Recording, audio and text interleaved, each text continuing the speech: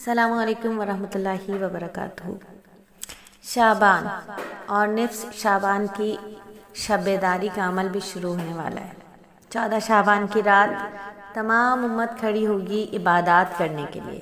تو سن لیجئے، عبادت اس وقت تک عبادت ہے جب تک وہ شریعت کے دائرے میں ہو۔ شریعت کے دائرے سے نکل کر جو بھی کام اس سوچ سے کیا جائے کہ اس میں ثواب ہوگا وہ قبول نہیں ہوگا، وہ بدعت ہوگی۔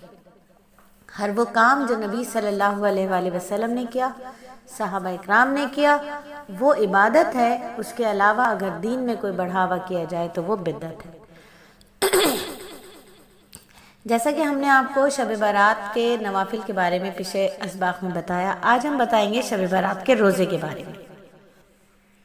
ترمذی اور بہقی میں حضرت انس رضی اللہ تعالیٰ عنہ کا ارشاد نقل کیا گیا کہ رمضان کے بعد سب سے بہتر شعبان کے روزے ہیں جو رمضان کے احترام اور اس کی تیاری میں رکھے جائیں۔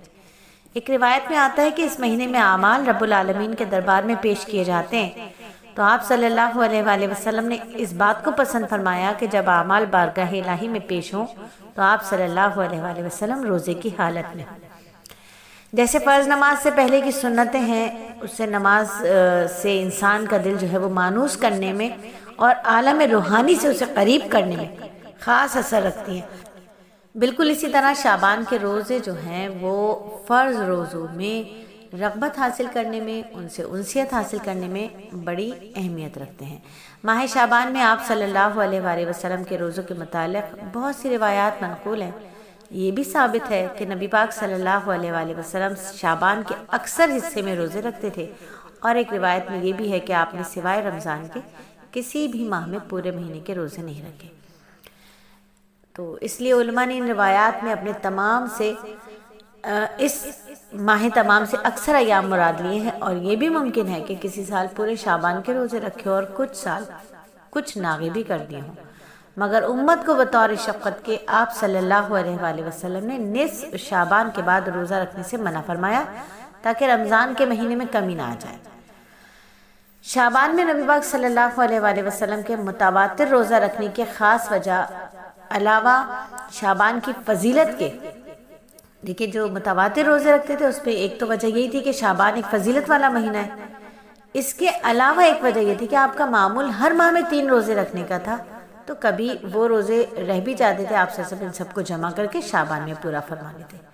حضرت علی رضی اللہ تعالیٰ عنہ سے روایت ہے کہ نبی پاک صلی اللہ علیہ وآلہ وسلم نے فرمایا، جب نصف شعبان کی رات ہو تو اس رات میں نماز پڑھو اور اس کے دن میں روزہ رکھو۔